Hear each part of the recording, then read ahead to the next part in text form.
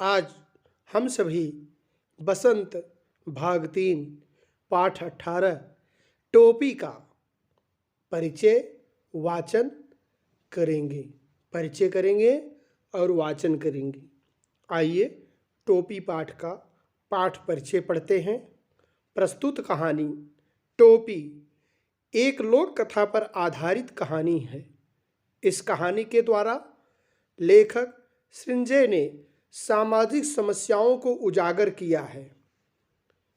वर्तमान समय में यह कहानी शासक वर्ग से जनता के संबंधों की समीक्षा करती है। शासक वर्ग से जनता के संबंधों की समीक्षा करती है, जिसमें गबरा अर्थात नर गौरैया और गौरैया जन प्रतीक के रूप में दर्शाए गए हैं। आइए पाठ 18 टोपी पाठ का वाचन करते हैं। एक थी गौरैया और एक था गबरा। नर गौरैया दोनों एक दूजे के परम संगी थे।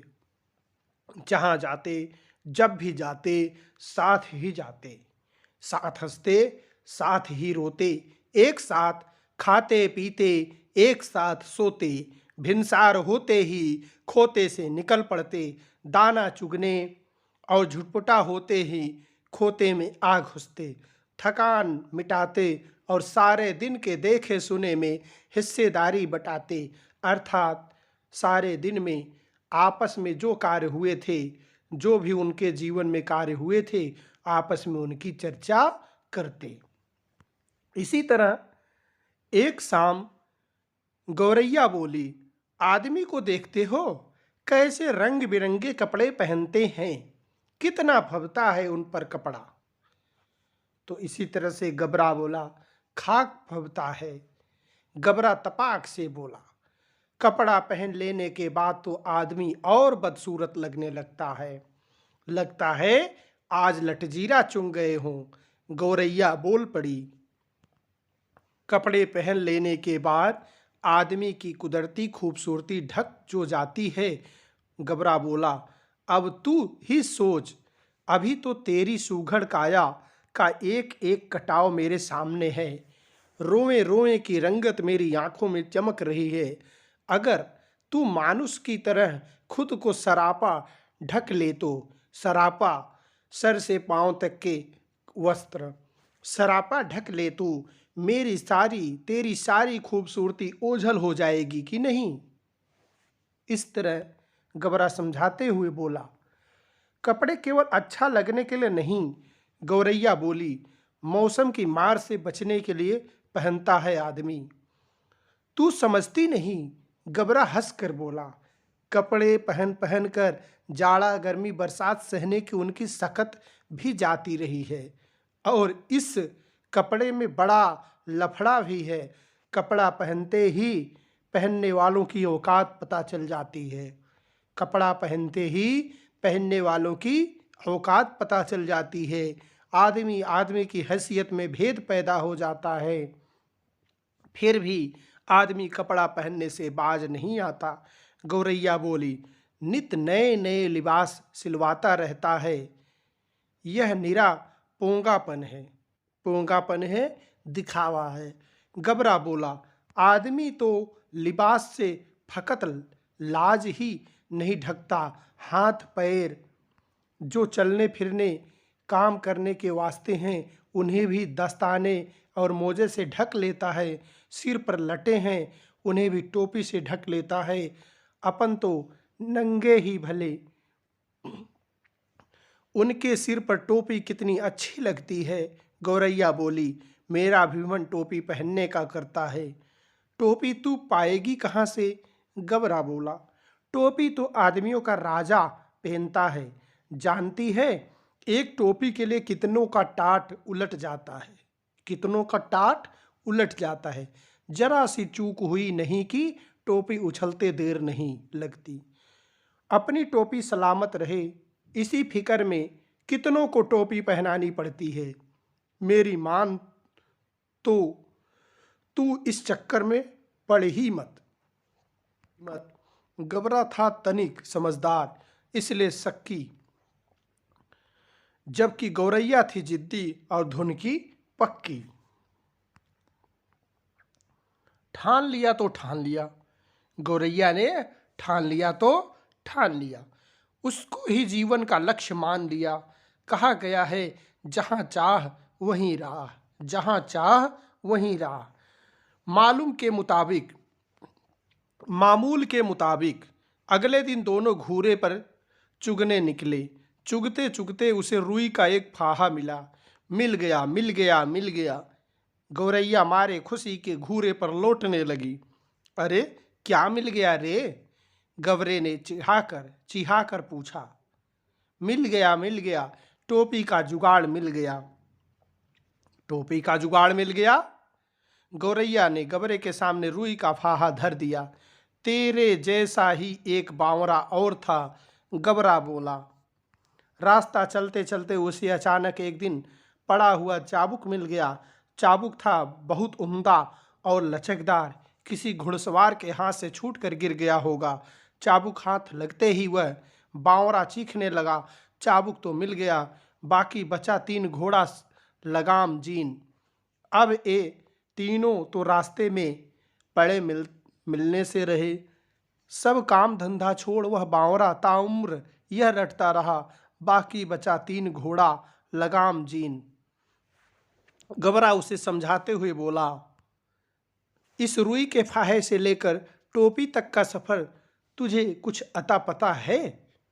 बस देखते जाओ अब कैसे बनती है टोपी। गौरैया बोली। गौरैया रुई का फाहा लिए एक धुनिया के पास चली गई और बड़े मनुहार से बोली, धुनिया भैया, धुनिया भैया, इस रुई के फाहे को धुन दो। धुनिया बेचारा बूढ़ा था, जाड़े का मौसम था। उसके तन पर वर्षों पुरानी तार तार हो चुकी एक मिर्जई पड़ी हुई थी। वह कांपते हुए बोला, तू जाती है कि नहीं? देखती नहीं, अभी मुझे राजा जी के लिए रजाई बनानी है। एक तो यहाँ का राजा ऐसा है जो चाम का दाम चलाता है, ऊपर से तू आ गई फोकट की रुई धुनवाने। फोकट की रुई धुनवाने। उज्र ना करो भैया, फिक्र ना करो भैया। गौरैया बोली, मैं तुम्हें पूरी उजरत दूंगी। उजरत? पूरा काम का, परिश्रम का फल, पारिश्रमिक। इसे धुन दो भैया, आधा तू ले लो, आधा मैं ले लूंगी।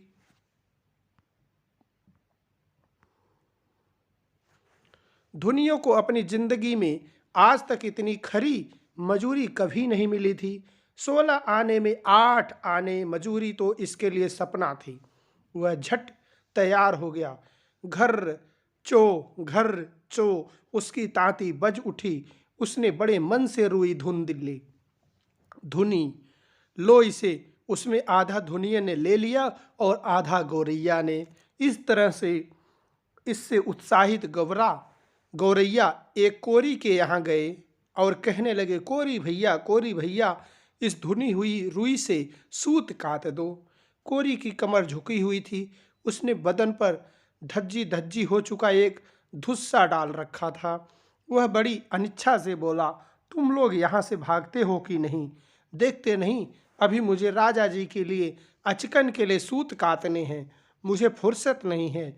मुफ्त में मलार गाने की मुझे आदत नहीं है। भैया, इस मुल्क में सब काम क्या राजा जी के लिए होता है? गौरैया अचरज से बोली। तू किस मुल्क से आई है? कोरी ने उसे भर आंख देखा। जानती नहीं, यहाँ का चलन खट मरे बरधा बैठा खाए तुरंग। खट मरे बरधा बैठा खाए तुरंग। यहाँ सब कामकाज राजा जी के नाम पर और राजा जी के लिए ही होता है। राजा जी के लघुए भगुए भी तो बहुत हैं, इसी में उनका भी काम होता है। मुकरो मत भैया, हम तुम्हें माकूल मुआवजा देंगे। गौरैया बोल पड़ी, इसे काट दो, आधा तुम ले लो, आधा मैं ले लूंगी। कोरी भी तैयार हो गया। इतनी वाजिब मजूरी पर काम न करना मूर्खता होती। तन तन करके उसकी तकली चरखी ताता थैया करने लगी, अर्थात चकली घूमने लगी, जिससे सूत काते जाते हैं। काफी महीन और लच्छेदार सूत काट दिए उसने। कदम कदम पर मिलते कामगारों के सहयोग ने गौरैया को आगे बढ़ने पर उकसा दिया। उसके बाद वे दोनों एक बुनकर के पास गए। इसरार करने लगे, बुनकर भैया, बुनकर भैया, इस कते सूत से कपड़ा बुन दो। बुनकर इन्हें अगबग होकर देखने लगा। हटते हो कि नहीं यहाँ से, देखते नहीं अभी मुझे राजा जी के लिए बागा बुनना है। अभी थोड़ी देर बाद ही राजा जी के कारिंदे हाजिर हो जाएंगे। साव करे भाव तो चबाओ करे चाकर। इतना कहकर बुनकर अपने काम में मशगूल हो गया। इसे बुन दे भैया, गौरैया ने साहस सजो कर कहा। हम सेत मेत का काम नहीं करवाते, इसे बुन दे और आधा तू ले ले, आधा हम ले लेंगे। बुनकर ने देखा कि सौदा बुरा नहीं है, वह तैयार हो गया। सूत अपनी ओर खींच कर ताना बाना पसार दिया। उसका करघा चलने लगा, ढर की ढुलकने लगी। थोड़ी ही देर में उसने काफी गफस और दबीज कपड़ा बुन दिया। आधा उसने ले लिया और आधा इन्होंने गौरैया ने 3/4 मंजिल पार कर ली। कपड़ा लिए दिए वह एक दर्जी के पास जा पहुंची। दर्जी भैया, दर्जी भैया, इसकी टोपी सिल दो। खिसकती हो कि नहीं यहाँ से, दर्जी रोष से बोला। देखते नहीं राजा जी की 7वीं रानी ने 9 बेटियों के बाद 10वां बेटा पैदा हुआ है।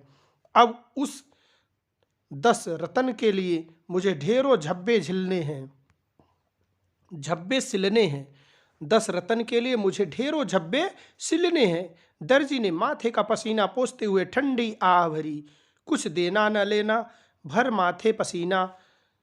हम तो भय बेगार में कुछ करवाते नहीं, हम तो भई बेकार में कुछ करवाते नहीं। गौरैया बोली, इस बुने कपड़े की टोपी सिल दे, बल्कि 2 टोपियां सिल दे, एक तू ले लेना, एक हमें दे देना। इस तरह से मुँह मांगी मजूरी पर कौन मूजी तैयार न होता। कच्च कच्च उसकी कैंची चल पड़ी थी और चूहे की तरह सर्र सर्र उसकी सुई कपड़े के भीतर बाहर होने लगी। बड़े मनोयोग से उसने 2 टोपियां सिल दी। खुश होकर दर्जी ने अपनी ओर से एक टोपी पर 5 फुदने भी जड़ दिए। फुदने वाली टोपी पहनकर तो गौरैया जैसे आपे में नहीं रही, 1.5 टांगों पर ही नाचने लगी। फुदक फुदक कर लगी गबरा को दिखाने। देख मेरी टोपी सबसे निराली 5 फुदनों वाली, देख मेरी टोपी सबसे निराली 5 फुदनों वाली। वाकई तू तो रानी लग रही है। गबरे को भी आखिरकार कहना पड़ा, रानी नहीं राजा कहो, मेरे राजा। गौरैया ऊंचा उड़ने लगी। अब कौन राजा मेरा मुकाबला करेगा। टोपी पहनते ही उसके मन में एक नए हुलस ने जोर मारा कि क्यों न इस मुल्क के राजा का भी एक बार जायजा लिया जाए, जिसके लिए इतने सारे काम होते हैं। उड़ते उड़ते वह राजा के महल के कंगूरे पर जा बैठी। उसी वक्त राजा अपने चौबारे पर टहलुओं से खुली धूप में फुलेल की मालिश करवा रहा था। उस वक्त अधनगा बदन और नंगे सिर था। एक टहलुआ सिर पर चंपी कर रहा था, तो दूसरा हाथ पांव की उंगलियां फोड़ रहा था, और तीसरा पीठ पर मुक्की मार रहा था, और चौथा पिंडली पर गुद्दी काढ़ रहा था। गौरैया कंगूरे पर से चिल्लाई, मेरे सिर पर टोपी, राजा के सिर पर टोपी नहीं, राजा के सिर पर टोपी नहीं। मालिश करवाते राजा की नज़र गौरैया से टकरा गई। गौरैया के सिर पर फुदने वाली टोपी देखकर उसकी अकल चकरा गई। वह तो लगातार रटे जा रही थी, मेरे सिर पर टोपी, राजा के सिर पर टोपी नहीं। अरे कोई मेरी टोपी लाओ जरा जल्दी। राजा दोनों हाथों से अपना सिर ढकते हुए चिल्लाया।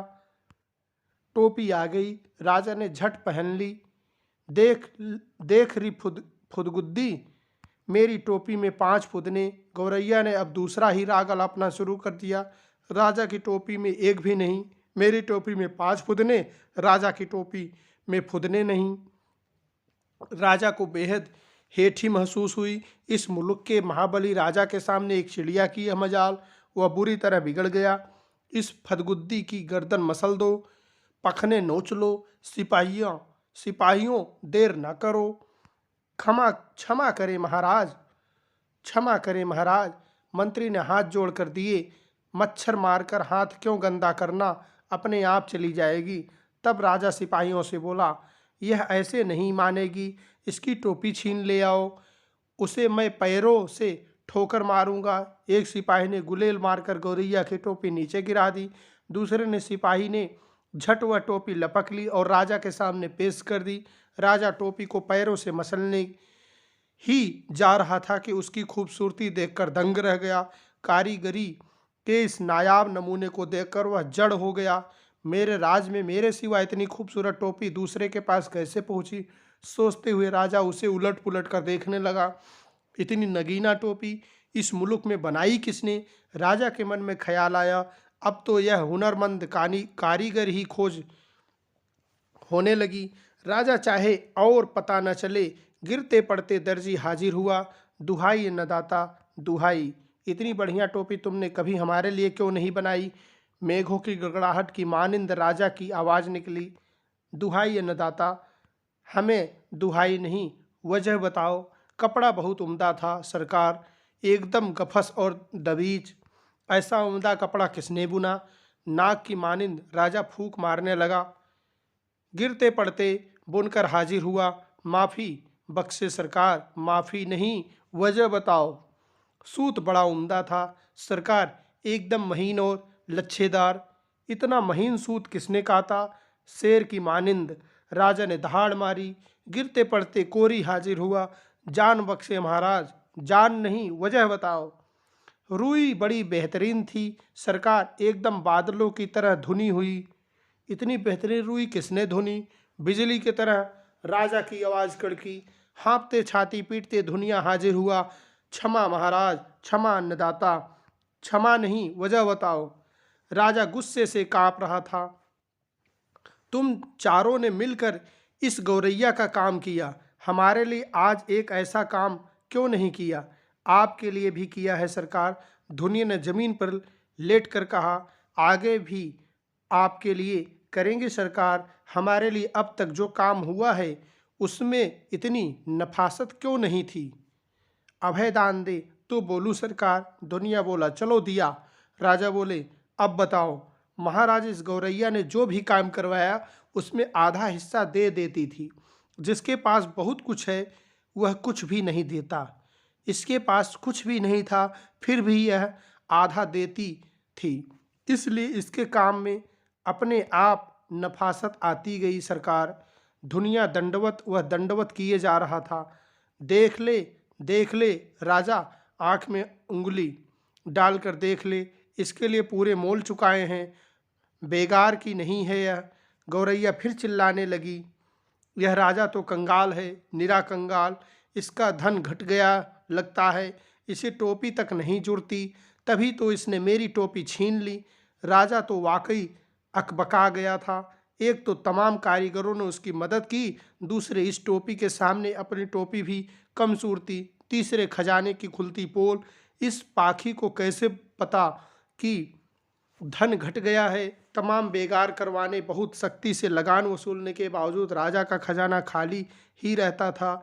इतना ऐशो आराम, इतनी लश्करी, इतने लवाजमे का बोझ खजाना संभालने भी तो कैसे?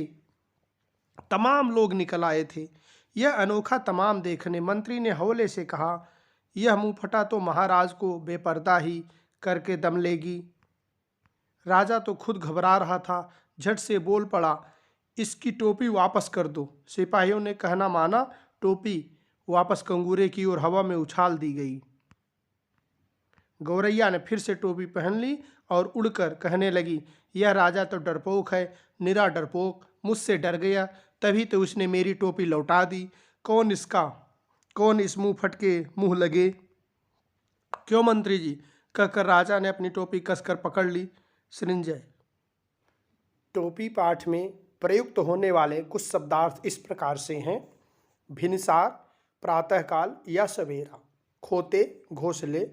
छुटपुटा, सुबह या शाम का समय जब प्रकाश इतना कम हो कि कोई वस्तु साफ साफ दिखाई न पड़ती हो, अर्थात वह समय जब कुछ कुछ अंधेरा या कुछ कुछ उजाला हो। लठजीरा, चिचड़ा एक पौधा जिसकी जड़ को दातून के रूप में प्रयोग किया जाता है ताकि दांत के कीड़े आदि नष्ट हो सकें। सरापा सिर से पांव तक पहना जाने वाला वस्त्र। शकत शक्ति या सामर्थ्य। लफड़ा उलझन झंझट। फकत केवल। अपन अपना। फिकर चिंता फिक्र। मत नहीं। मामूल वह बात जो रोज की जाए, हमेशा की तरह। घूरा कूड़े करकट का ढेर। चिढ़ाकर चौंक कर चकित होकर। जुगाड़ उपाय। मनुहार मनाना। चाम त्वचा चमड़ा। फोकट मूल्य रहित या मुफ्त। उजरत मजदूरी पारिश्रमिक। मल्हार संगीत का एक राग। मल्हार। मुलुक मुल्क या देश। लघुए भगुए आगे पीछे चलने वाले मेल जोल के व्यक्ति। मशगूल व्यस्त। सेतमेत वह काम जिसके लिए कुछ देना न पड़ा हो, बिना लाभ के। ढरकी कपड़ा बुनते हुए जुलाहे जिससे बाने का सूत फेंकते हैं। गफस घना बुना हुआ। दबीच मोटा मजबूत। बेगार बिना मजदूरी का काम। मूजी दुष्ट। फुदने सूत ऊन आदि का फूल या फूल गेदा। हुलस उल्लास या खुशी। इतने सारे। टहलुआ नौकर। फुलेल खुशबूदार तेल। फुदनेदार फूल गेंदे वाला। फदगुद्दी एक छोटी चिड़िया गौरैया। पखने पंख। क्षमा क्षमा क्षमा। नायाब बहुमूल्य बेशकीमती। हुनरमंद कुशल गुड़ी कारीगर।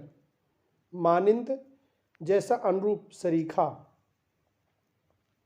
नफासत सजा सजा संवरा। सज्जा सजा संवरा।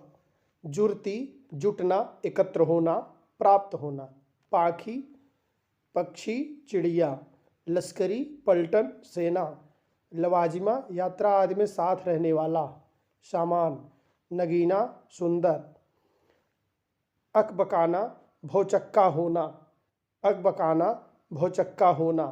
इस तरह से आज का पाठ यहीं समाप्त करते हैं। अगले कालांश में पाठ के प्रश्न अभ्यास के साथ उपस्थित होंगे। धन्यवाद। टोपी पाठ के मौलिक प्रश्न अभ्यास के लिए हिंदीपीडिया चैनल को सब्सक्राइब करें ताकि हिंदीपीडिया के माध्यम से आपको टोपी पाठ का मौलिक प्रश्न अभ्यास आसानी से मिल सके। आपका दिन शुभ हो।